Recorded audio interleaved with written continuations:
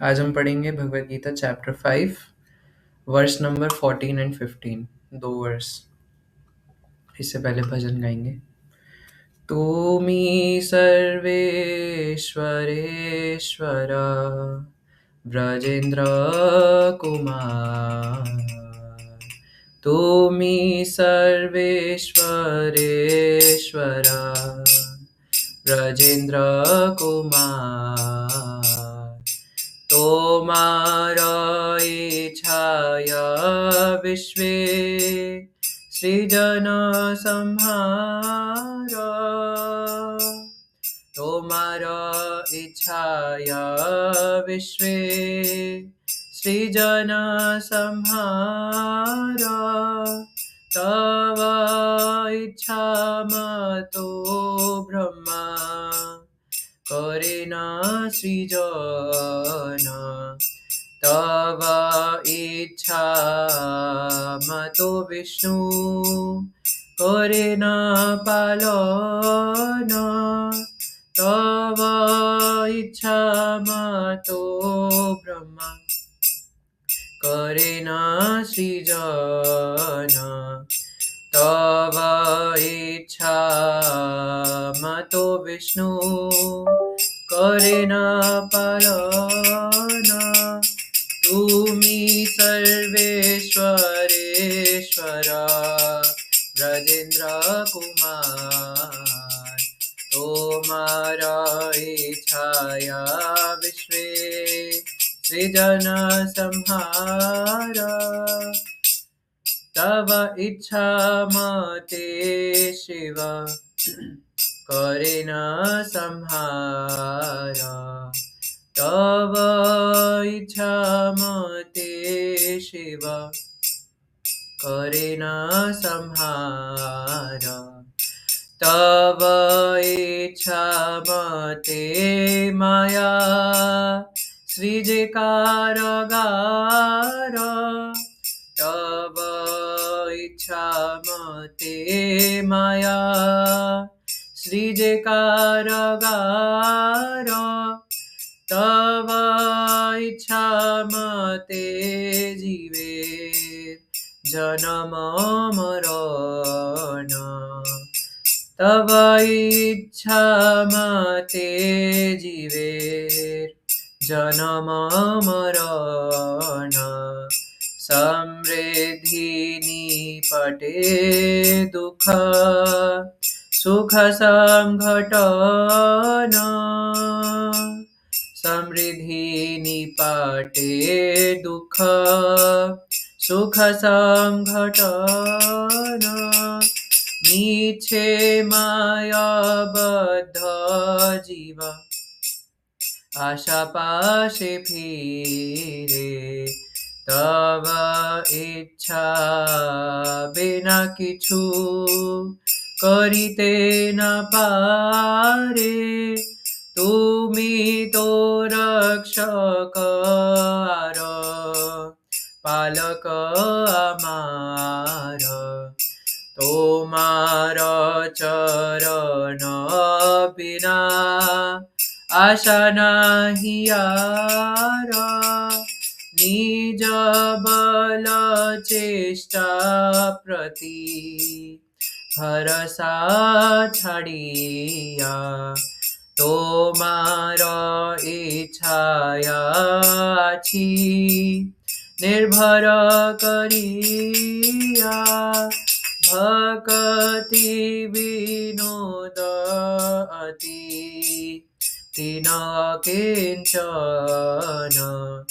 तोमार इच्छाया तार जीवन मरण। तोमार इच्छाया तार जीवन मरण। तुमी सर्वेश्वरेश्वर ब्रजेंद्र कुमार। तोमार इच्छाया विश्वे सृजन संहारा। तुमी सर्वेश्वरेश्वर ब्रजेंद्र कुमार। विश्वे सृजन संहारा। हरे कृष्णा कृष्ण कृष्ण हरे हरे, हरे राम राम राम हरे हरे, हरे कृष्ण कृष्ण कृष्ण हरे हरे, हरे राम राम राम हरे हरे। जय कृष्ण बलराम जय वृंदावन धाम। जय कृष्ण बलराम जय वृंदावन धाम। जय ललिता विशाखा जय राधे श्याम, ललिता विशाखा जय राधे श्याम। जय गौरनिताय गौरनिताय जय गौरनिताय। जय जय प्रभुपाद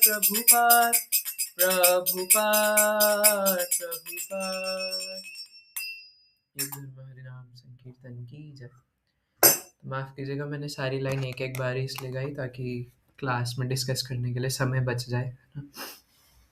तो स्टार्ट करते हैं। ओम अज्ञानतिमिरान्धस्य ज्ञानञ्जनं शलाकया चक्षुरुन्मिलितं येन तस्मै श्रीगुरुवे नमः। श्रीचैतन्यमनोभीष्टं स्थापितं येन भूतले स्वयं रूपः कदा मह्यं ददाति स्वपदान्तिकं।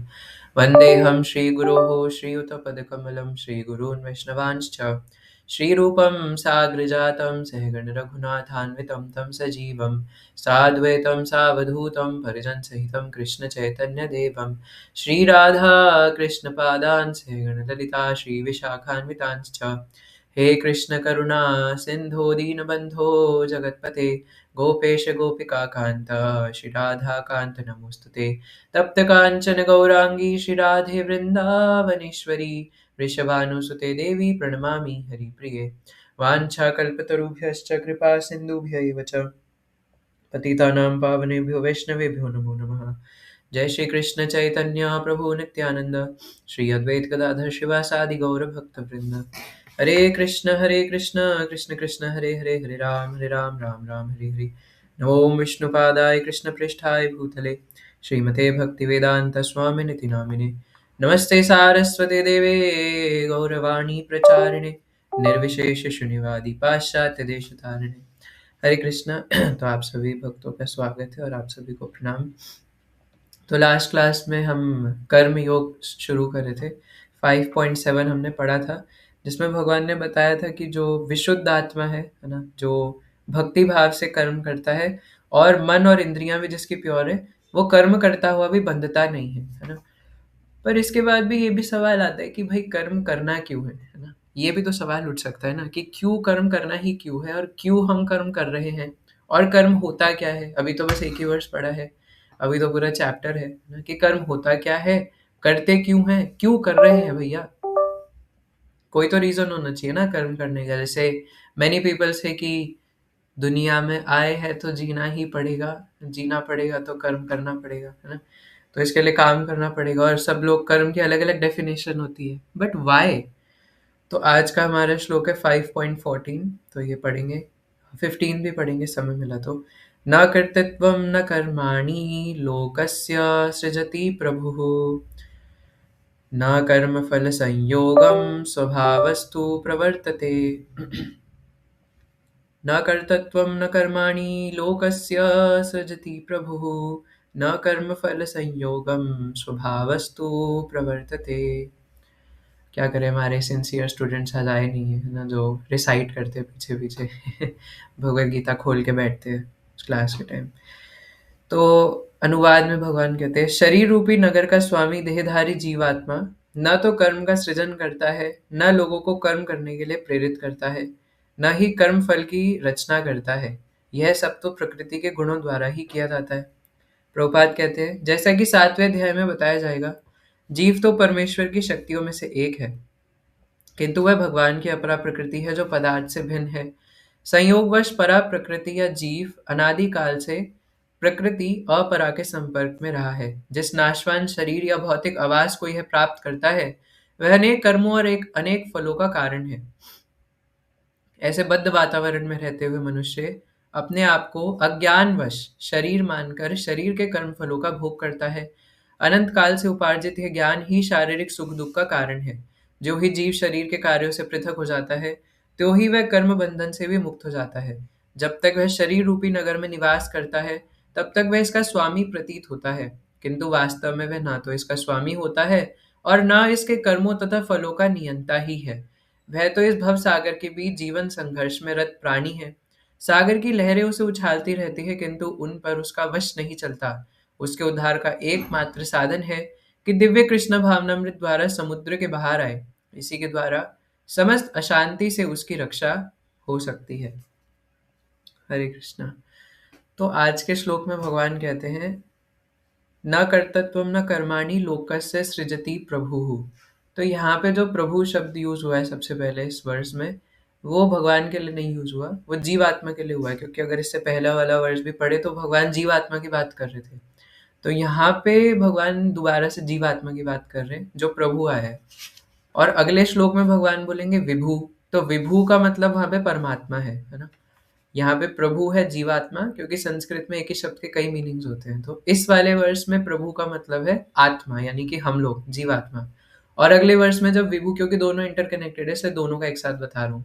तो अगले श्लोक में जब विभु आएगा तो भगवान परमात्मा की बात करते हैं। अब आज के श्लोक में भगवान कहते हैं कि इस संसार के अंदर न कर्तृत्वम, है ना, जो व्यक्ति अपने आप को कर्तापन की भावना से सोचता है कि मैं कोई भी कार्य कर रहा हूँ, तो वो नहीं करता। लोकस्य सृजति प्रभु, वो नहीं करता। न कर्माणि, है ना। और यहाँ पे आप देखिए शिला प्रभुपाद ने ट्रांसलेशन में कैसे एक्सप्लेन किया उस प्रभु शब्द को, शरीर रूपी नगर का स्वामी देहधारी जीवात्मा, है ना। शिला प्रभुपाद सीधा सीधा जीवात्मा भी बोल सकते थे, लेकिन हमको याद दिलाने के लिए कि हम क्या है, हमारी कॉन्स्टिट्यूशनल पोजीशन क्या है, शिला प्रभुपाद ने इतनी लंबी लाइन लिखी है ना। शरीर रूपी नगर, है ना, क्योंकि नव द्वारे पूरे देही भगवत गीता में एक और वर्ष आते हैं कि ये जो शरीर है वो 9 द्वारों का बना हुआ है ना। और जब हमारी मृत्यु होती है तो हम कौन से द्वार से जीवात्मा निकलती है वो डिसाइड करता है कि ऊपर के लोक में जाएंगे नीचे के लोक में। और कौन से द्वार से आत्मा निकलेगी वो डिसाइड होता है हमारे जो भी हमने आजीवन कर्म किए हैं उसके अनुसार, है ना। लेकिन यहाँ कहते हैं कि जीवात्मा कर्म ही नहीं कर रहा, तो ये तो कॉन्ट्रडिक्शन हो गया, है ना। तो जब कर्म ही नहीं कर रहा तो उसको फल कहाँ से मिल रहा है? क्योंकि भगवान क्या कह रहे हैं, देखो, न कर्तृत्वम, है ना। शरीर, पहली बात तो शरीर रूपी नगर का स्वामी देहधारी जीवात्मा, है ना। अब अगर देखो तो शरीर रूपी नगर का स्वामी भी एक ही बात है और देहधारी, है ना, ये भी एक ही बात है। लेकिन प्रभुपाद ने 2 बार बताया कि ये शरीर रूपी नगर है, इसका जो स्वामी है यानी कि इसका जो प्रोपराइटर है ना, इसका जो ओनर है, वो यहाँ पे कौन है? जीवात्मा, है ना। दोनों है, जीवात्मा और परमात्मा, है ना।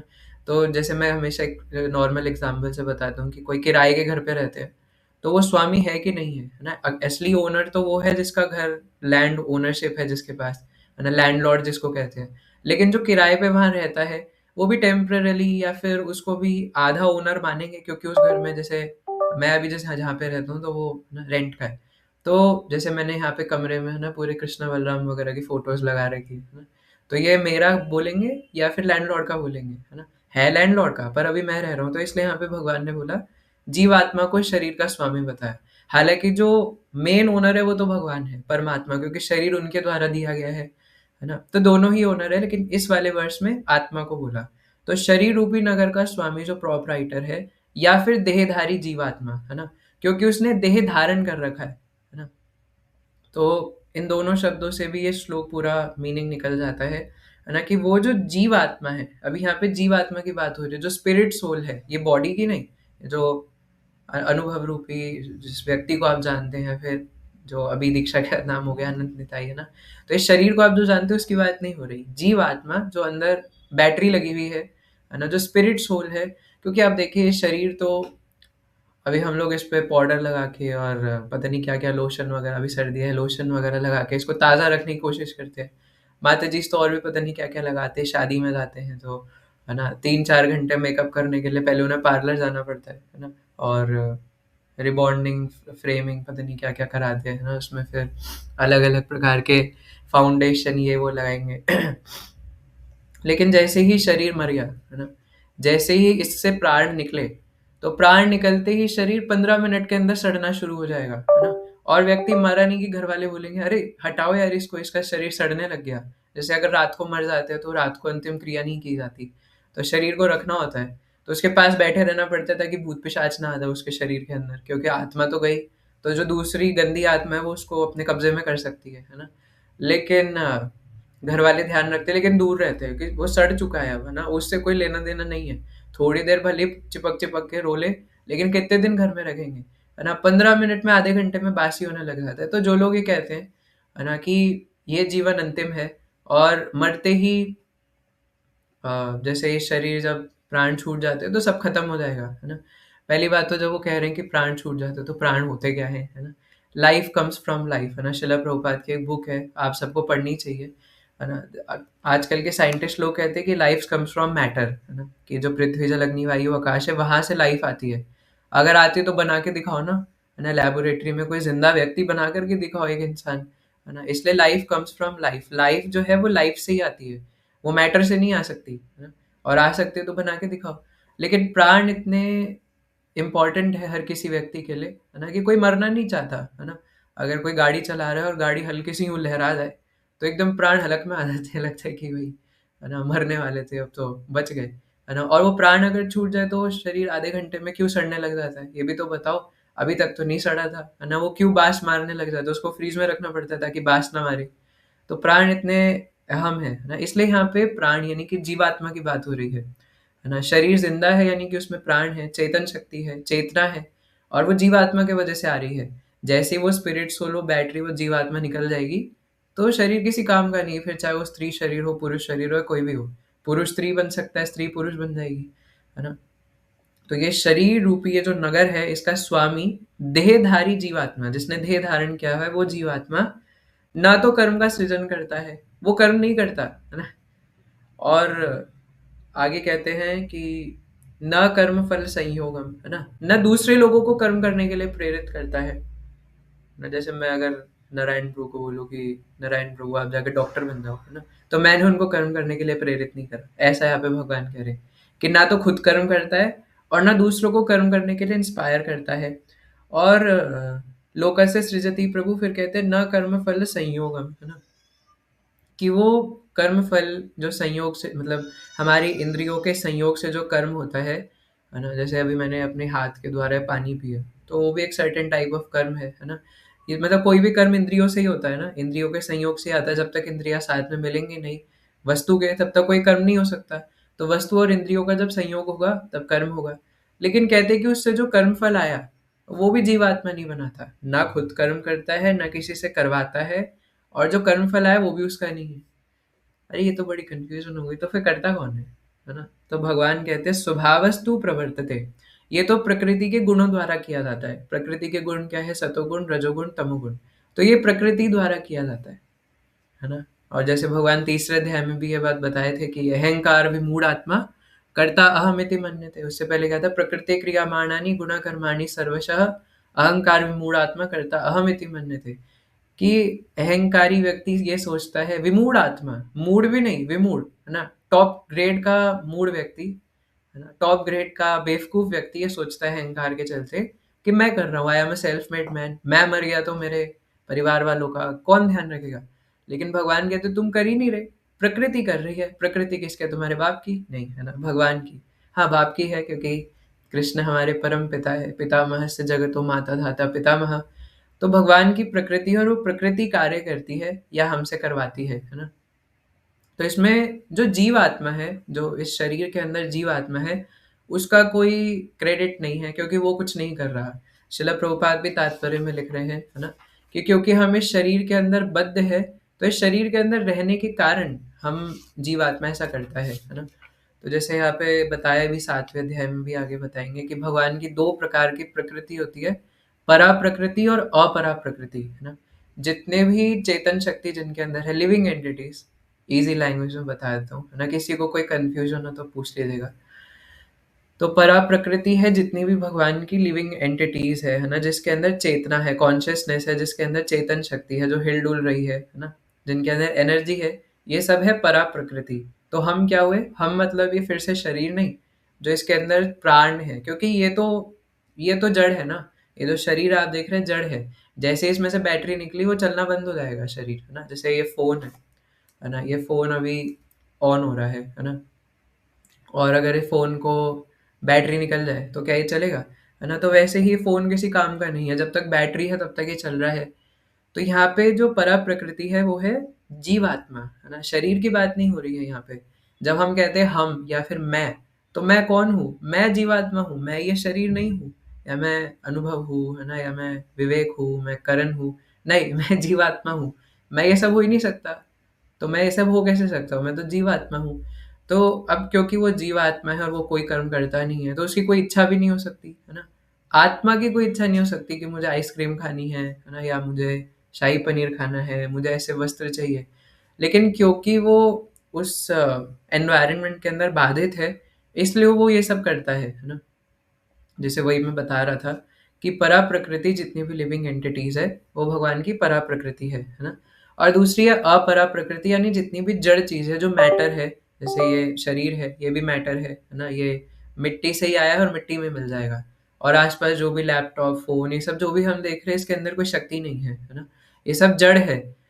तो ये सब भी मैटर है और जितनी भी प्रकृति है वो भी मैटर है। तो ये अपरा प्रकृति है। तो परा प्रकृति क्योंकि अपरा प्रकृति के कांटेक्ट में रहती है, तो इसलिए दूषित होने के कारण वो उसी को अपना मान लेती है और उसी का भोग करना चाहती है ना। या फिर एक और एग्जाम्पल बताते हैं कि भगवान की तीन शक्ति, इंटरनल पोटेंसी, एक्सटर्नल पोटेंसी और मार्जिनल पोटेंसी, है ना। यानी कि हिंदी में अंतरंगा शक्ति, बहिरंगा शक्ति और तटस्था शक्ति। अब भगवान की जो अंतरंगा शक्ति है, इंटरनल पोटेंसी, वो आध्यात्मिक जगत को कंट्रोल करती है। और बहिरंगा यानी एक्सटर्नल पोटेंसी इस मटेरियल वर्ल्ड को कंट्रोल करती है। और हम लोग हैं मार्जिनल पोटेंसी यानी कि तटस्था शक्ति, है ना। तो अब ये तटस्था शक्ति के पास चॉइस है कि या तो तुम इंटरनल पोटेंसी के पास जाओ, भगवान के पास जाओ, या फिर तुम बहिरंगा शक्ति के पास जाओ और माया में मरो, है ना। तो चैतन्य चरितामृत में बताया कि अनादिर बहिर्मुख जीव भोग वांछा करे, है ना। कि हम लोग जो है वो अनादिर बहिर्मुख है, हम हमेशा से माया में ही पड़े हुए हैं। ऐसा कभी नहीं था कि हम लोग भगवान के धाम में थे वहां से यहाँ पे टपके हैं, है ना। क्योंकि जब भगवान आगे बोलेंगे कि मम माया दुरत्यया, है ना, देवी हेषा गुणमयी मम माया दुरत्यया, वो मेरी माया है ना। और कृष्ण सूर्य सम माया अंधकार, जहाँ माया ताहा नहीं, सॉरी, जहाँ कृष्ण ताहा नहीं माया अंधकार, सॉरी, कृष्ण सूर्य सम माया अंधकार, जहाँ कृष्ण ताहा नहीं माया अधिकार, है ना। तो कृष्ण जो है वो सूर्य के समान है, माया अंधकार है। और जहाँ सूर्य रहता है अंधकार नहीं रहेगा, है ना। तो क्योंकि जब माया उस जगत में जा ही नहीं सकती, तो हम माया में पड़ के वहां से गिर कैसे सकते हैं। इसलिए हम हमेशा से मटेरियल वर्ल्ड में थे, ऐसे चैतन्य चरितामृत में बताया है ना। कृष्ण भूलिया जीव भोग वांछा करे, कृष्ण को भूल करके और अनादिर बहिर्मुख हमेशा से जीव भोग वांछा करना चाहता था। तो क्योंकि वो तटस्था से यहाँ माया में गिरा है, थोड़ा सा सिद्धांत आई थिंक कॉम्प्लिकेटेड ना हो रहा, वैसे कई बार हम डिस्कस कर चुके हैं। सिद्धांत बलिया चित्ते नहीं करो आलस, है ना। तो इसलिए सिद्धांत बोलने में आलस नहीं करना चाहिए, भले ही वो हमें थोड़ा डिफिकल्ट टू डाइजेस्ट लग रहा हो, है ना। क्योंकि जब तक वो डाइजेस्ट नहीं हुआ तब तक भगवान की लीलाएं अंदर नहीं घुसेंगी। तो पहले तत्व डाइजेस्ट करना पड़ेगा। अगर नहीं समझ में आए तो पूछ लीजिएगा, है ना। और आई होप आप नोट्स बना रहे हो अगर आपको नहीं समझ में आ रहा तो। तो ये भगवान की तटस्था शक्ति हम लोग है। तो हमारे पास चॉइस है कि या तो अंतरंगा में जाके भगवान के साथ रहे, या बहिरंगा के पास जा करके और इस संसार में मरे। तो ये बहिरंगा शक्ति ही अपरा प्रकृति है, ये फिर प्रकृति है जिसकी बात यहाँ पे भगवान कर रहे हैं कि प्रकृति कराती है ना। तो प्रकृति को भी दोष नहीं दे सकते हम लोग कि हम बोले अरे प्रकृति कराती है यार, है ना, तो फिर मैं अपने आप को भी दोष दे रहा हूँ, है ना। मैं आलस करूँ, या कोई व्यक्ति ये भी कहते हैं कि अच्छा तो फिर रेप हो रहे हैं, जो बुरे काम हो रहे हैं वो कौन कर रहा है फिर, है ना। तो ये तो प्रकृति करा रही है, मेरी क्या गलती है इसमें, है ना। पर प्रकृति में आके कौन पड़ा, तुम पड़े। जैसे एक एग्जाम्पल है ना। जैसे कोई बस है, आप बस में जा करके बैठ गए, है ना। और बस खाई में गिर गई और बस टूटी तो आपकी नाक भी टूटी, है ना, मुंह टूटा, सब फूटा, उसमें से खून निकला। तो अब आप बोलो कि ये बस गिर गई तो मेरी नाक क्यों फूटी, है ना। अरे भाई तुम बस में बैठे थे तो बस गिरेगी तो तुम भी तो गिरोगे। बस अगर फूटी तो तुम्हारा भी नाक कान मुंह टूटेगा। तो आप सब लोगों को आई होप दोबारा स्पेशल इनविटेशन नहीं देना पड़ेगा ना कैमरा ऑन करने के लिए। प्लीज़ ऑन कर लीजिए। है ना? आप सबके चरणों में विनती है। तो भगवान तो ये एग्ज़ाम्पल से समझ सकते हैं, है ना? कि जिस प्रकार हम उस बस में जाके चढ़े, है ना? तो बस में चढ़ने की वजह से हमारा मुंह फूटा, तो वैसे ही ये शरीर है ना? अब इसमें जीवात्मा आ चुका है, तो जीवात्मा इस शरीर के अनुसार कार्य करेगा। तो शरीर में तो हम आए ना, या फिर इस प्रकृति में तो हम आए। तो हमारी क्या गलती है कि हम मतलब प्रकृति क्या क्या गलती है, बस की क्या गलती है? बस में जाके हम बैठे। तो वैसे ही प्रकृति की भी कोई गलती नहीं है, क्योंकि प्रकृति में तो हम आए हैं। लेकिन हम कर्म नहीं कर रहे, है ना? यानी कि जो जीव आत्मा है, वो कार्य नहीं कर सकता, वो कोई इच्छा नहीं कर सकता, क्योंकि वो विशुद्ध आत्मा है ना? समझ आ रहा है ना? कि जो आत्मा है, क्योंकि वो नित्य भगवान का दास है ना? इसलिए वो अपने आप से कोई कार्य नहीं कर सकता, लेकिन क्योंकि वो इस एनवायरनमेंट में आ चुका है, शरीर रूपी इस माया के जगत में आ चुका है, इसलिए वो यहाँ पे फंस करके कार्य करता है ना? तो अगला श्लोक पढ़ते हैं तो थोड़ा और क्लियर होगा। 9.15 तो क्योंकि अब ये बात है कि अच्छा ठीक है, हम नहीं कर रहे तो फिर कौन कर रहा है? भगवान करा रहे होंगे, है ना? सारा दोष भगवान पे डाल देते। जैसे कोई हमने खूब मेहनत करके पैसा जोड़ करके एक बिल्डिंग बनाई, है ना? एक 400 गज का फ्लैट बनाया, है ना? और कोठी बनाई, तो बोलेंगे वाह, है ना? I am a self made man, मैंने इतनी मेहनत करके इतनी बड़ी कोठी बनाई, है ना? और उसमें गलती से आग लग गई कहीं से, तो बोलेंगे भगवान ने करा, है ना? भगवान की गलती है, इसमें आग क्यों लग गई? तो अगर अच्छा काम किया तो मैंने किया, लेकिन अगर उसमें आग लग गई तो भगवान ने किया, है ना? तो यही सवाल आता है कि अच्छा मैं नहीं कर रहा तो कौन कर रहा है? भगवान कर रहे हैं। तो 9.15 पढ़ेंगे। नादत्ते कस्यचित् पापं न चैवं सुकृतं विभुः अज्ञानेनावृतं ज्ञानं तेन मुह्यन्ति जन्तवः। नादत्ते कस्यचित् पापं न चैवं सुकृतं विभुः अज्ञानेनावृतं ज्ञानं तेन मुह्यन्ति जन्तवः। परमेश्वर ना तो किसी के पापों को ग्रहण करता है, ना पुण्य को, किंतु सारे देहधारी जीव उस अज्ञान के कारण मोहग्रस्त रहते हैं, जो उनके वास्तविक ज्ञान को आच्छादित किए रहता है। अब कह रहे हैं कि परमात्मा भी ना तो क्या कहते हैं, अच्छे काम भी नहीं लेता और बुरे काम भी नहीं लेता, ना पुण्य ग्रहण करता है ना पाप ग्रहण करता है। अरे भाई, तो कर कौन रहा है? ना आत्मा कर रहा है, ना परमात्मा कर रहा है, तो कर कौन रहा है ना? तो यहाँ पे बोला विभु, है ना? विभु यहाँ पे परमात्मा के लिए, क्योंकि पिछले श्लोक में आत्मा के लिए यूज हुआ, तो यहाँ पे परमात्मा की बात कर रहे हैं, है ना? क्योंकि यही सवाल अर्जुन के मन में उठा है ना, कि ठीक है अगर मैं नहीं कर रहा तो क्या आप कर रहे हो, है ना? आप ही तो बोल रहे हो अर्जुन युद्ध करो। तो भगवान कहते नहीं नहीं नहीं नहीं, मैं भी नहीं कर रहा, है ना? ये तुम्हारा अज्ञान है कि तुम सोच रहे हो कि मैं कर रहा हूँ ना। मैं भी नहीं चाहता, मैं चाह के क्या करूंगा, है ना? तात्पर्य पढ़ लेते पहले। विभु का अर्थ है परमेश्वर, जो असीम ज्ञान, धन, बल, यश, सौंदर्य तथा त्याग से युक्त है ना? ये यहाँ पे विभु का अर्थ है। वह सदैव आत्मतृप्त और पुण्य पाप पुण्य से अविचलित रहता है। वह किसी भी जीव के लिए विशिष्ट परिस्थिति नहीं उत्पन्न करता, अपितु जीव अज्ञान से मोहित होकर जीवन की ऐसी परिस्थिति की कामना करता है जिसके कारण कर्म तथा फल की श्रृंखला आरंभ होती है ना?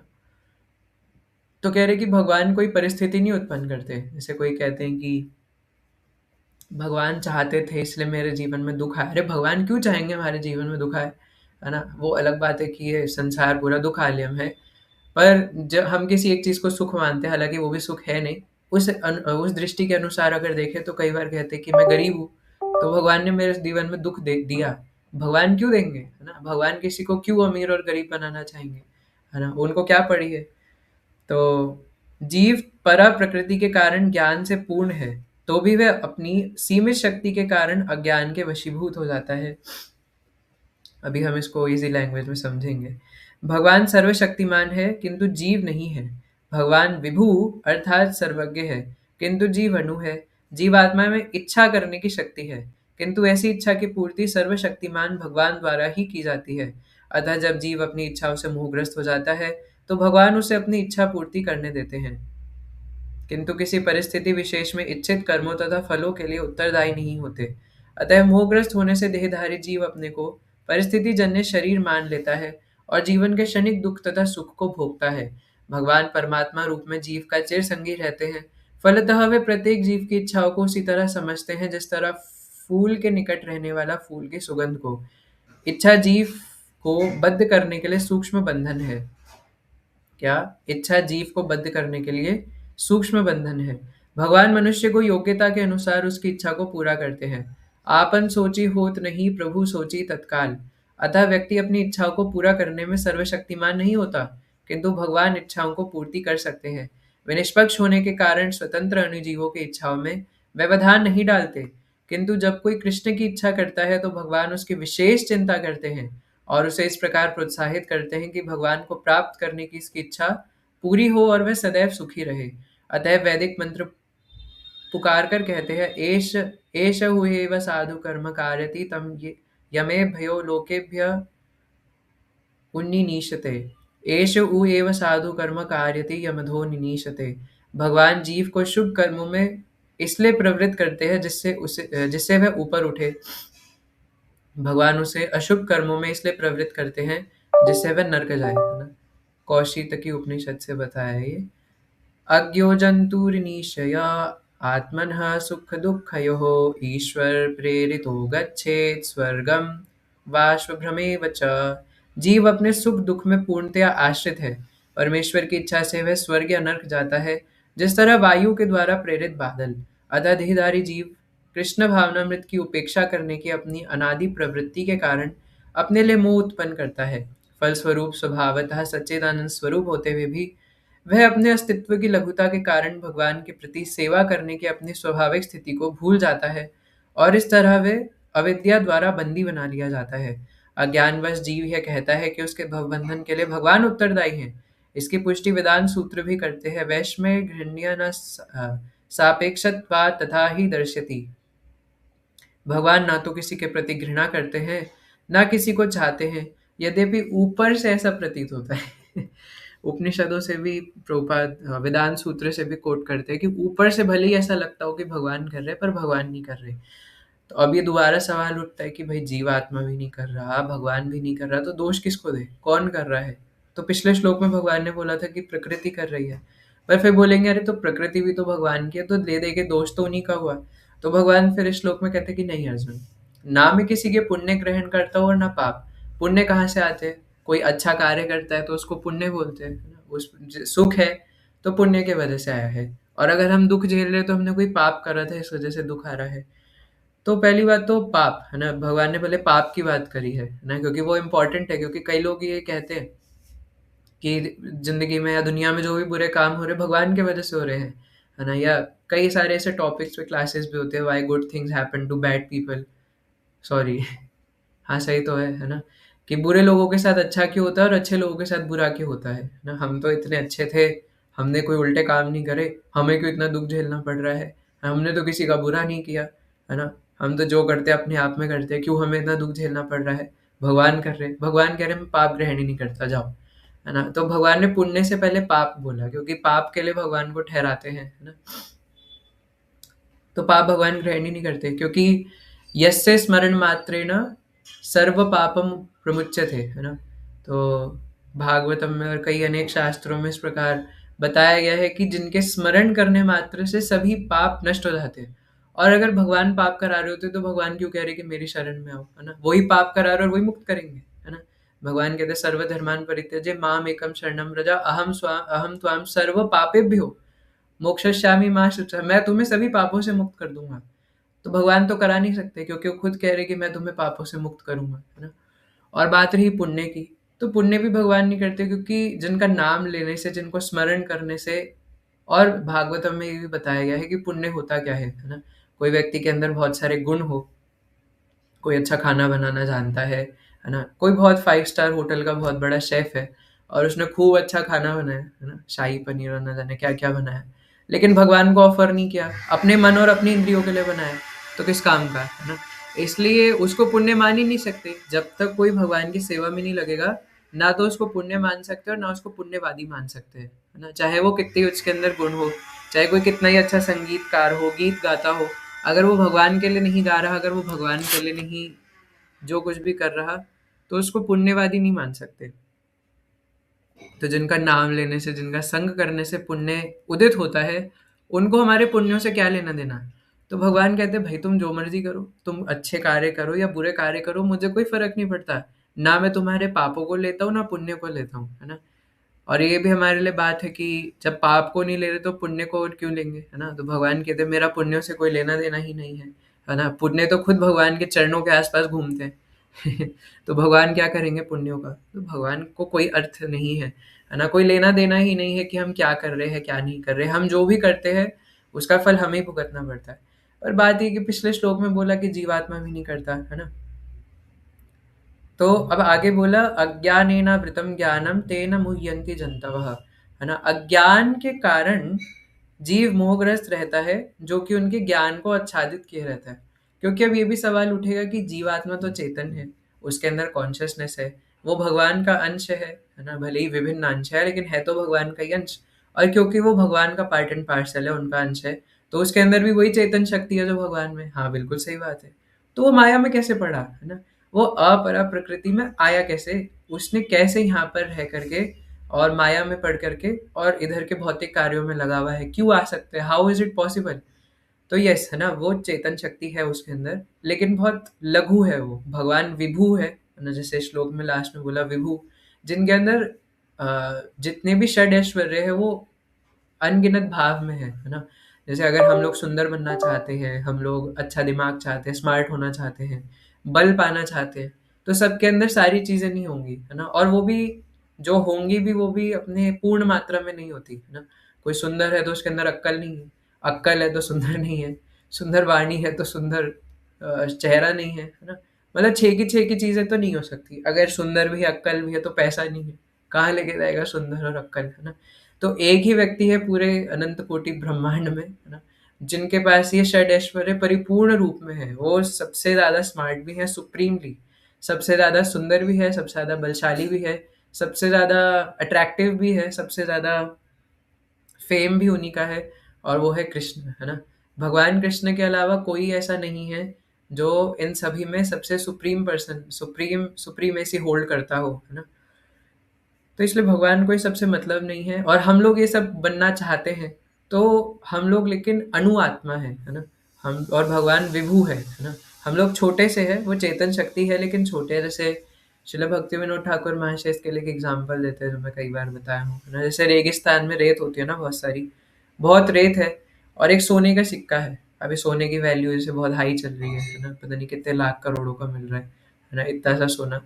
तो वो सोने की वैल्यू कितनी हाई होती है ना? तो लेकिन वो सोने की वैल्यू तो हाई है, लेकिन अगर वो रेत के अंदर गिर जाए और रेत के अंदर एकदम डूबता हुआ अंदर चला जाए, तो अब रेत उसको ढक लेगी, है ना? तो क्योंकि रेत जो है वो बहुत बड़ी मात्रा में है, बहुत विशाल है, और वो सोने के सिक्के की वैल्यू तो बहुत थी लेकिन वो बहुत छोटा सा था, है ना? कुछ मिलीग्राम का या कुछ ग्राम का था, और उस मिट्टी के अंदर, रेत के अंदर चला गया। अब उसको ढूंढना मुश्किल है ना? और अब वो वहां से खुद नहीं निकल सकता। तो ये एक एग्जाम्पल देते हुए बताते हैं कि जीवात्मा वैसे ही, जैसे वैल्यू बहुत है तो वैसे ही जीवात्मा में चेतन शक्ति है, लेकिन क्योंकि वो छोटा है, बहुत लघु है ना? और भगवान की जो माया शक्ति है वो बहुत विशाल है, इसलिए वो उसको बद्ध कर देती है।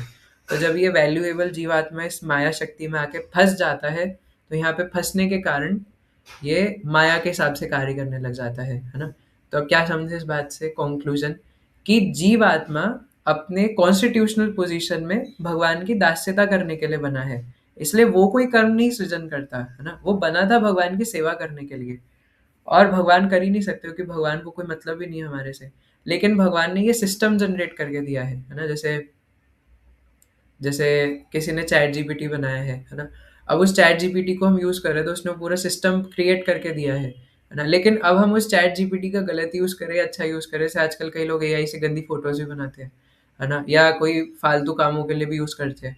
और हो सकता है कि कोई भक्ति के लिए उसको यूज करे, है ना? किसी पीपीटी बनाने के लिए, नोट्स बनाने के लिए, या थंबनेल बनाने के लिए उसको यूज करे, है ना? कुछ अच्छे कामों के लिए यूज करे। तो ये हमारे हाथ में कि हम उसको अच्छे काम के लिए यूज कर रहे हैं या बुरे, है ना? जिसने वो बनाया है उसने तो सिस्टम क्रिएट करके दे दिया। तो वैसे ही भगवान ने हमें सिस्टम क्रिएट करके दिया है कि अगर हम अच्छा करेंगे तो स्वर्ग जाएंगे, बुरा करेंगे तो नरक जाएंगे, है ना? और अगर ये सब ना करते हुए भगवान के हो जाएंगे तो भगवान के पास जाएंगे और इधर फंसेंगे ही नहीं, है ना? जैसे एक और एग्जाम्पल से समझ सकते हैं कि सूर्य है, तो सूर्य जब उदित होता है सुबह सुबह, तो सूर्य की शक्ति से ही सब लोग काम करना शुरू करते हैं। सब सो रहे होते हैं, फिर सुबह उठते हैं, है ना? कोई 4 बजे उठते हैं, कोई 5 बजे, कोई 8-9 बजे 10 बजे भी उठते हैं हम में से, है ना। तो सूर्य उदित हो चुका है, वो उठ चुके हैं। अब सूर्य किसी को प्रेरित नहीं करता कार्य करने के लिए। एक व्यक्ति 4 बजे उठ करके नाम जप करके अपना कार्य शुरू कर रहा है, और एक व्यक्ति 9-10 बजे उठ करके भी सोच रहा है कि क्या करूँ क्या नहीं करूँ, है ना। पहले तो वो 2 घंटे इधर उधर देख के होश में आएगा, है ना। फिर थोड़ा खाना वाना खा करके और फिर बड़े प्राउड में इधर उधर के कार्य करेगा, है ना। ऐसे ऐसे रेसे में किन्हीं और की बात कर रहा हूँ। तो लेकिन सूर्य किसी को प्रेरित नहीं कर रहा कि 4 बजे उठो या 8 बजे उठो, या सूर्य प्रेरित नहीं कर रहा कि पूरे दिन आलस करो या कार्य करो। लेकिन कार्य तो वो सूर्य के आने पर ही कर रहे हैं, है ना। लेकिन क्या इसके लिए हम सूर्य को दोष देंगे? नहीं, है ना। सूर्य ने सिर्फ सूर्य के आने से हमने सिर्फ कार्य करना शुरू किया। तो वैसे ही भगवान ने ये सिस्टम क्रिएट करके दे रखा है, लेकिन भगवान किसी को प्रेरित नहीं करते कि अच्छा करो या बुरा करो। जैसे यहाँ पे बताया भी कि जीवात्मा इच्छा करने के कारण ही यहाँ पे बद्ध है इस संसार में, है ना। और माया के आवरण के वजह से वो इच्छा करता है, और भगवान उसकी इच्छा पूरी करते हैं। तो फिर भगवान को दोष कैसे न दे जब इच्छा वो पूरी करते हैं। क्योंकि भगवान रोकने का प्रयास करते हैं, है ना। कई लोग कहते हैं कि भगवान रोक भी सकते थे, बिल्कुल रोकते हैं। किसने बोला नहीं रोकते? पर जबरदस्ती हाथ पकड़ के नहीं रोकेंगे। जैसे, है ना, ये भगवान में, और इवन भगवान के जो रिप्रेजेंटेटिव भी है, गुरुजन, है ना, हमारे जो काउंसलर्स है, मेंटोर्स है। तो ये बात आप समझिए कि वो हमेशा हमें हमारे, मैं श्रील गौर गोविंद महाराज से भी सुन रहा था कि एक शिष्य का काम है कि वो वॉलंटरली आकर के गुरु की शरण ले और उनसे पूछे मेरे लिए क्या सही है। गुरु का काम नहीं है कि वो बार बार कॉल करके बताए कि हाँ शिष्य, वो तुम्हारा साधना कार्ड नहीं आ रहा आजकल, है ना। तो या तुम क्लास में नहीं आ रहे आजकल, ये गुरु का काम नहीं है ना। ये शिष्य का काम है कि वो वॉलंटरली आ करके और भिक्षा मांगे गुरु से, है ना, कि मैं क्या करूं। जैसे श्रील नरोत्तम दास ठाकुर महाशय ने किया था, है ना। श्रील नरोत्तम दास ठाकुर महाशय लोकनाथ गोस्वामी से दीक्षा लेने जाते हैं। लोकनाथ गोस्वामी कहते हैं मैं नहीं दूंगा तुम्हें दीक्षा। तो नरोत्तम दास ठाकुर महाशय क्या सोचे, है ना, छोड़ो फिर, ना दे तो ना दे, है ना, भगवान देखेंगे, मेरी थोड़ी ना गलती है। लेकिन नरोत्तम दास ठाकुर महाशय ने उन्हें सेवा किया, तो लोकनाथ गोस्वामी बाद में उनको खुश होकर के दीक्षा दे दी, है ना। और ऐसे दोनों का ग्लोरिफिकेशन हुआ। लोकनाथ गोस्वामी का भी ग्लोरिफिकेशन हुआ, नरोत्तम दास ठाकुर महाशय का भी ग्लोरिफिकेशन हुआ, और दोनों ही हमारे परंपरा के प्रमुख आचार्य हैं, है ना। तो इस प्रकार ये जीवात्मा का काम है कि वो भगवान के पास आए, वो गुरु के पास आए, है ना। गुरु का काम नहीं है, हमारे जो गाइड्स होते हैं उनका काम नहीं है कि वो हमें आकर के एक एक पग पग पर बताए है ना। और वो बताएंगे तो सिर्फ गाइड करेंगे, है ना। लेकिन वो हाथ पकड़ करके हमें कार्य नहीं कराएंगे। जैसे उस दिन हार्दिक प्रभु ने भी कोट भेजा था ग्रुप के अंदर, है ना। उसमें भी कौन, शायद चला जय पताका महाराज कह रहे थे, है ना, या पता नहीं कौन कह रहे थे, है ना, कि हमें कार्य तो खुद ही करना पड़ेगा, वो हमें सिर्फ दिशा दिखाएंगे, है ना। जैसे भगवान ने अर्जुन का गांडीव पकड़ करके युद्ध नहीं करा, है ना। भगवान ने नहीं बोला आओ अर्जुन मुझे गांडीव दो। हालांकि उसको वैसे बोलने में कोई दिक्कत नहीं है। जैसे जब बर्बरीक जी से जब पूछा गया था, है ना, पांचों पांडवों ने, कि आप बताइए महाभारत में कौन जीता, तो बर्बरीक जी कहते हैं कि तुम सब बेवकूफ हो, है ना। ना तो कोई लड़ रहा था, ना कोई मार रहा था, ना कोई मर रहा था। मारने वाले भी कृष्ण थे, है ना। क्योंकि मैंने बस एक ही चीज़ देखी कि हर जगह सुदर्शन उड़ रहा था, और जो भी मर रहे थे वो सुदर्शन चक्र की वजह से मर रहे थे। इसलिए हमने आज का भजन गाया कि तुम ही सर्वेश्वरेश्वर ब्रजेंद्र कुमार। और ये बात सत्य है कि भगवान की इच्छा के बिना एक पत्ता भी नहीं हिलता। फिर वही बात, तो फिर हम कर रहे हैं क्या, है ना। तो अब सारे पॉइंट्स यहाँ पे क्लियर है कि भगवान ने ये सिस्टम क्रिएट करा है। अब इस सिस्टम को हम कैसे यूज कर रहे हैं वो हमारे हाथ में है। जैसे एक नाइफ है ना। तो अब नाइफ का यूज कोई गला काटने के लिए कर रहा है ना। जैसे हमारे एक भक्त है तो उन्हें हर जगह नाइफ दिखता है ना। तो उन्हें बलराम जी के हाथ में जो, क्या कहते हैं, बिगुल होती है, उसमें भी नाइफ दिखता है। तो वो उनके ऊपर है ना, कि वो इस नाइफ का यूज किसी का गला काटने के लिए कर रहे हैं, या जो सर्जिकल नाइफ होता है वो डॉक्टर किसी का ऑपरेशन करके उनका भला करने के लिए यूज कर रहे हैं, है ना। तो दोनों यूज है। अब वो नाइफ की कोई गलती नहीं है, हमारा बात है कि हम उसको कैसे यूज कर रहे हैं। तो जब हम इस माया शक्ति में आ जाते हैं तो भगवान रोकने का प्रयास करते हैं, है ना। भगवान ने वो सिस्टम क्रिएट करा है, और सिस्टम का जब हम गलत यूज करते हैं तो भगवान रोकने का प्रयास भी करते हैं। तभी हमें गिल्ट होता है कि मत करो ऐसा। लेकिन भगवान सिर्फ गाइड करेंगे, है ना। अब जैसे कई भगवत गीता डिस्ट्रीब्यूट करने जाते हैं, तो आपको मौका दिया गया था, आपने भगवत गीता नहीं ली। भगवत गीता क्लास हो रही थी पर आप नहीं आए, तो या फिर आप आए और आपने एग्जीक्यूट नहीं करा, तो ये हमारी गलती, भगवान की गलती थोड़ी ना है। ये हमारी गलती है कि हमने उसको एग्जीक्यूट नहीं करा, हमने उसको ग्रहण नहीं किया। हम यमराज के पास जाके नहीं बोल सकते कि हमें तो पता नहीं था। क्यों नहीं पता था?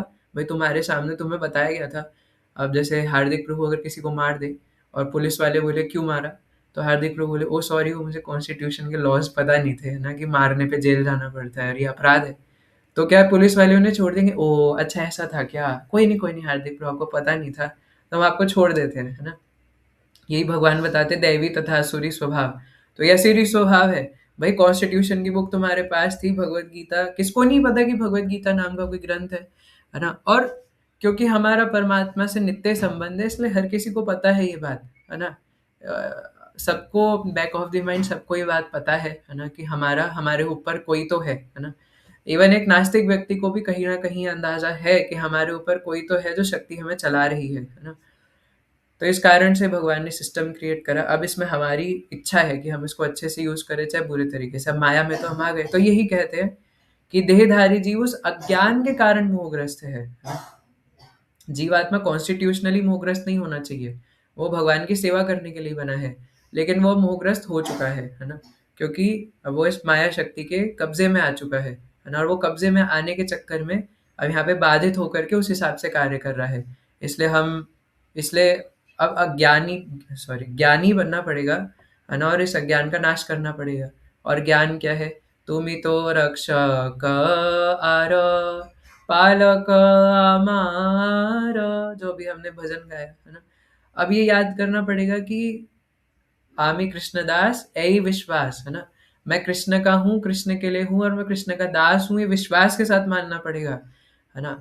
और मैं इस संसार के लिए बना ही नहीं हूँ, है ना। तो अब ये कर्म फल का हमें समझ में थोड़ा बहुत फंडा आई होप क्लियर है ना, कि हम जो जीव आत्मा है ना, वो कर्म करता है ना, कर्म फल करता है ना, किसी को प्रेरित करता है, और ना परमात्मा करता है। तो फिर हम क्यों फंसे हुए इस चक्कर में, है ना। Why we are doing all this, है ना। हम अपने आप को इंजीनियर, डॉक्टर, है ना, इंडियन आर्मी का पर्सन, या किसी शॉप का, दुकान का, क्लिनिक का, ना जाने क्या क्या मान के बैठे हुए हैं। लेकिन जब हम कुछ कर ही नहीं रहे, जब हम कुछ करना ही नहीं चाहते, तो क्यों इसमें फंसे हुए हैं? वी शुड सर्व कृष्णा, है ना। तो जब ये व्यक्ति समझ जाता है कि मैं इन इच्छाओं की वजह से बंधा हूँ, और भगवान जैसे इच्छा पूरी करते हैं, जैसे कोई माता पिता हो, है ना, कोई बोले कि जैसे बाहर कीचड़ हो रही है ना, बारिश हुई है, मेरा बच्चा बोले कि मम्मी मुझे तो पार्क में खेलने जाना है, मैं रोज जाता हूँ, मैं आज भी जाऊंगा। तो मम्मी बोले कि नहीं बेटा, बाहर कीचड़ हो रही है। तो बच्चा बोले नहीं कोई नहीं, मैं तो जाऊंगा, मुझे तो खेलना है ना, मैं तो जाऊंगा।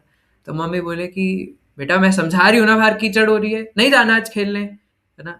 तो बोलेगा नहीं मम्मी मैं तो जाऊंगा। तो मम्मी क्या कर सकती है, पीछे पड़े, जा फिर, है ना? बाद में मच्छर काटेंगे, कीचड़ में गिरेगा तो मुझे मत बोलियो। अब बच्चा गया और सच में जाके कीचड़ में फिसल गया, है ना। तो मम्मी दो चांटे और लगाएगी, है ना, कि मैंने बोला था मत जा, पहले तो तेरे को समझ नहीं आती, अब हो गया ना काम खराब, है ना। या फिर बच्चा बोले रात के 11 बज रहे हो, बच्चा बोले कि मम्मी मुझे आइसक्रीम खानी है, और बच्चा ना माने, है ना, और बार बार बोले नहीं मैं तो खाऊंगा, मैं तो खाऊंगा, मम्मी बार बार मना कर रही है। तो क्या बोलेगी, है ना। बाहर के लोगों का तो पता नहीं, बट इंडियन मदर्स का तो एक ही डायलॉग रहता है कि फिर कर जो करना है, मुझसे क्यों पूछ रहा है ना। फिर बच्चा जाएगा और बोलेगा अब तो मम्मी मान गई, और आइसक्रीम निकाल के खा ली। और अगर गलती से बुखार सच में चढ़ा, है ना, अगर गला खराब हुआ, तो चाटे अलग पड़ेंगे 10, है ना। तो इसी प्रकार से भगवान रोकने की कोशिश करते हैं, पर जीवात्मा मानता नहीं, तो भगवान कहते हैं कि जाओ फिर जो मर्जी मन में आए वो करो। और फिर जब जीवात्मा वो कर देता है, तो फिर पाप का दंड तो भोगना ही पड़ता है ना। तो इसलिए भगवान फिर नरक में भेजते हैं उसको, पनिशमेंट। लेकिन वो पनिशमेंट भी हमारे भले के लिए होती है, ताकि हम इस बात को समझे कि हम कृष्ण के लिए बने थे, और कृष्ण को सर्व करने के लिए ही हैं। तो जब तक जीवात्मा ये नहीं समझेगा कि मैं कृष्ण का हूँ, कृष्ण के लिए हूँ, कृष्ण की सेवा के लिए बना हूँ, तब तक बंधन में फंसा रहेगा, है ना।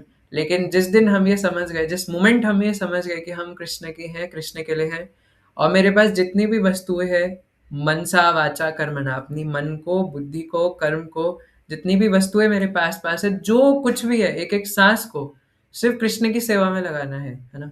जो कुछ भी मेरे पास है वो सब कृष्ण की सेवा में, है ना, क्योंकि वो कृष्ण का ही है। और ये बात प्रभुपाद तात्पर्य में कहते हैं कि जब कोई कृष्ण को पाने की इच्छा करता है, भगवान उसकी विशेष चिंता करते हैं, है ना। कृष्णा उसका स्पेशल टेक केयर करते हैं, अगर कोई भगवान को पाना चाहता है, क्योंकि भगवान को हमसे ज्यादा पड़ी है कि हम उनके पास वापस आए, है ना। और प्रोत्साहित करते हैं कि भगवान को प्राप्त करने की उसकी इच्छा पूरी हो और वह सदैव सुखी रहे, है ना। जैसे कोई पुत्र अपने माता माता पिता को छोड़ करके चला गया, है ना? तो भले ही पुत्र छोड़ करके चला गया और माता पिता को ना माने, लेकिन माता जो होती है स्पेशली, है ना, उनको हमेशा याद आती है कि कब मेरा पुत्र वापस आ जाए मेरे पास, है ना? या पुत्र किसी अ, माता जी को लेकर के भाग गया, है ना? तो जो माताएं होती है उनको फिर भी लगा रहता है कि कब ये मेरा पुत्र, कोई नहीं, जैसा भी था वापस आ जाए बस, है ना, मेरे साथ आके मिल ले, बात कर ले।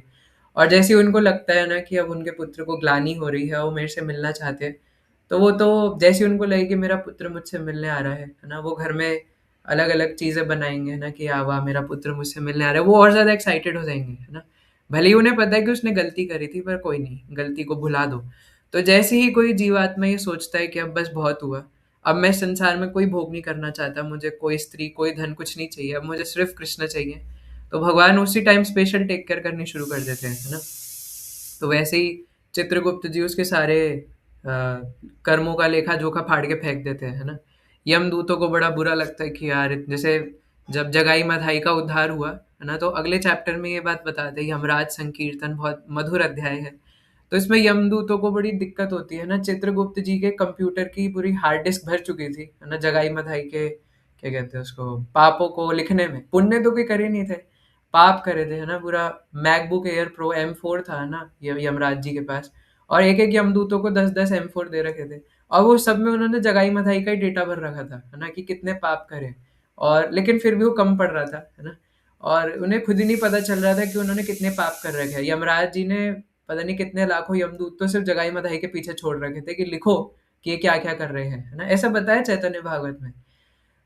लेकिन जैसे ही उन्होंने हा निताई, है ना, निताई, हा निताई बोल के नित्यानंद प्रभु के चरणों की शरण ले ली, और चित्रगुप्त जी तो बैठ करके रोने लग गए, है ना, बोले यमदूतों, तुमने जितनी मेहनत करी थी सब डिलीट कर दो, है ना। वो जैसे कई बार लैपटॉप में हार्ड डिस्क भर जाती है ना, तो वो बार बार क्लाउड स्टोरेज का वो नोटिफिकेशन आता है, your cloud storage is full, है ना, please free up the space. तो ऐसे हो रखा था यमदूतों के कंप्यूटर्स में, सारा इतने पापों के लेखा जोखा भर रखा था जगाई मधाई का। पर जैसे ही वो हुआ, तो ये चित्रगुप्त जी बोलते सब डिलीट मारो ना, लैपटॉप ही तोड़ के फेंक दो सारे, है ना।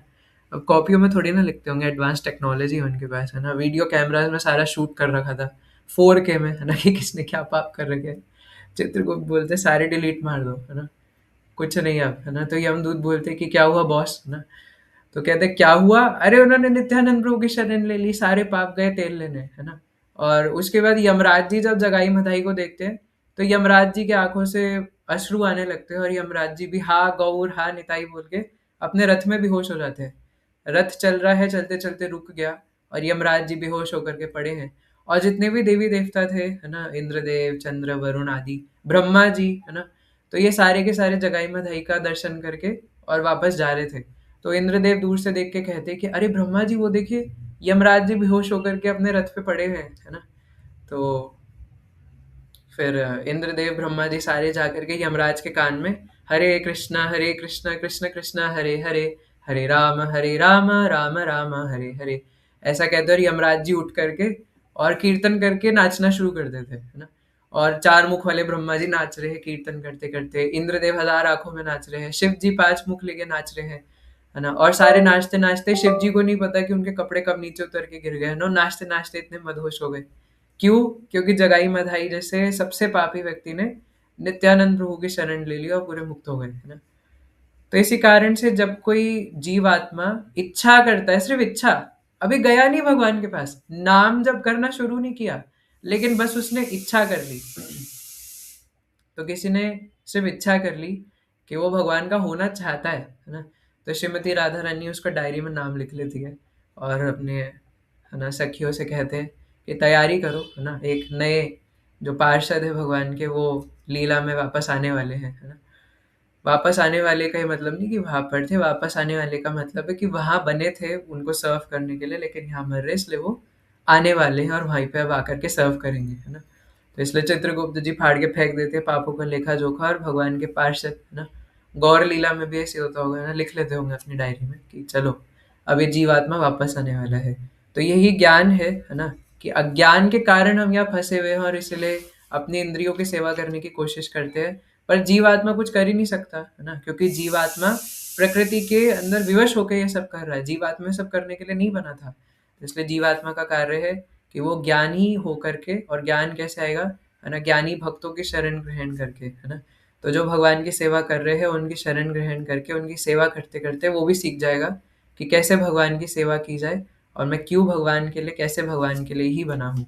तो अगर वो इस प्रकार भगवान की सेवा में ही अपनी इंद्रियों को लगाए तो पूर्ण ज्ञान है ना। और फिर वो किसी प्रकार के कर्म बंधन में नहीं फंसेगा। ओके, अगले श्लोक में भगवान यही बताएंगे कि जो इस प्रकार ज्ञान में रहता है उसके क्या लक्षण होते हैं, और बस अब आगे यही बताना शुरू करेंगे भगवान। ठीक है, तो इससे आगे फिर हम कल पढ़ेंगे। फिलहाल के लिए यहीं विराम देते हैं। किसी के कोई प्रश्न है तो पूछ सकते हैं। हरे कृष्णा। है कि नहीं कोई प्रश्न?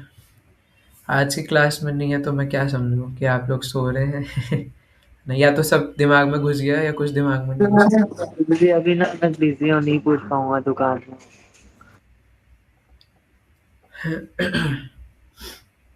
है ना, तो यही बोला था आज के भजन में शिला भक्ति विनोद ठाकुर महाशय ने कि तुम ही तो रक्षक आर पालक अमार, तुम्हारे चरण बिना आशा नहीं यार। है ना, तो ये जब ज्ञान हो जाएगा कि आप ही मेरे रक्षक है, आप ही मेरे पालक है, और आपके चरणों के बिना मेरी कोई आशा नहीं है ना, इसलिए मैंने अपने निज बल चेष्टा प्रति भरोसा छड़िया। अपने निज बल के प्रति तो मेरी कोई भरोसा ही नहीं है। अब मेरा भरोसा सिर्फ आपकी कृपा पर है। तुम्हारा इच्छाया अच्छी निर्भर करिया, है ना, इसलिए आपके ऊपर मैं निर्भर हूँ। तो जैसे जीवात्मा को थोड़ी लिटिल इंडिपेंडेंस दी गई है जिसका वो गलत फायदा उठाता है ना, तो इसलिए हमें उसको कंप्लीट डिपेंडेंस ले लेनी चाहिए भगवान के प्रति, है ना। हमें वो जो थोड़ी सी इंडिपेंडेंस दी गई है उसका गलत फायदा नहीं उठाना चाहिए अपनी इंद्रियों की सेवा करके, सो कॉल्ड इंडिपेंडेंस, है ना। तो if we become completely dependent on the lord then we will be fine, है ना। जैसे कोई पालतू कुत्ता हो, है ना, तो जो पालतू कुत्ता होता है ना वो बाहर के एनवायरनमेंट में नहीं रह सकता, है ना। जो बाहर रहता है वो बाहर ही रह सकता है ना, वो फिर पालतू नहीं बन सकता। और जो हमेशा से पालतू कुत्ता घर के अंदर रहा है वो फिर बाहर इतना अच्छे से रह नहीं सकता, है ना। लेकिन वो कुत्ता घर से भाग जाए तो दुखी होगा वो, है ना, कि मेरा मालिक कहाँ चला गया, है ना, खो गया, छोड़ के चला गया मेरा मालिक, है ना। लेकिन जब कुत्ता वापस आएगा तभी वो खुश रह सकता है ना। तो हम भी उसी डॉग के समान है ना, जो कि भगवान के लिए थे, भगवान के लिए बने थे, उन्हीं के पालतू रहेंगे तो हम खुश रह सकते हैं। लेकिन अगर यहाँ आकर के मरेंगे और भगवान से अपनी ओनरशिप छोड़ करके भागना चाहेंगे पट्टा छुड़ा करके, तो हमें भी फिर दुख भोगना पड़ेगा, है ना। तो इसलिए यही नियम है कि अगर हम खुद सुख पाना चाहते हैं, किसी और को सुखी देखना चाहते हैं, तो खुद भी भक्ति करें और दूसरों को भी भक्ति करने के लिए प्रेरित करें, है ना। हम किसी और को भी सुखी नहीं कर सकते जब तक वो भक्ति ना करे, जब तक उसके जीवन में कृष्ण नहीं है। ओके, ठीक है, तो किसी को कोई प्रश्न नहीं है तो फिर हम यही एंड करेंगे। 3 बार हरे कृष्णा महामंत्र आप सबकी प्रसन्नता के लिए। हरे कृष्णा कृष्ण कृष्ण हरे हरे, हरे राम राम राम हरे हरे। कम से कम महामंत्र तो बोल लीजिए माइक ऑन करके। हरे कृष्णा हरे कृष्णा कृष्ण हरे कृष्ण कृष्णा कृष्ण हरे कृष्ण हरे हरे राम हरे हरे राम राम हरे राम हरे राम हरे। राम हरे हरे हरे कृष्णा कृष्ण कृष्ण हरे हरे, हरे राम राम हरे हरे राम राम राम राम राम राम हरे हरे, हरे हरे। हरे कृष्णा हरे कृष्ण। श्रीमद् भगवद गीता यथारूप की जय। जय। जय। जगत गुरु शिल प्रभु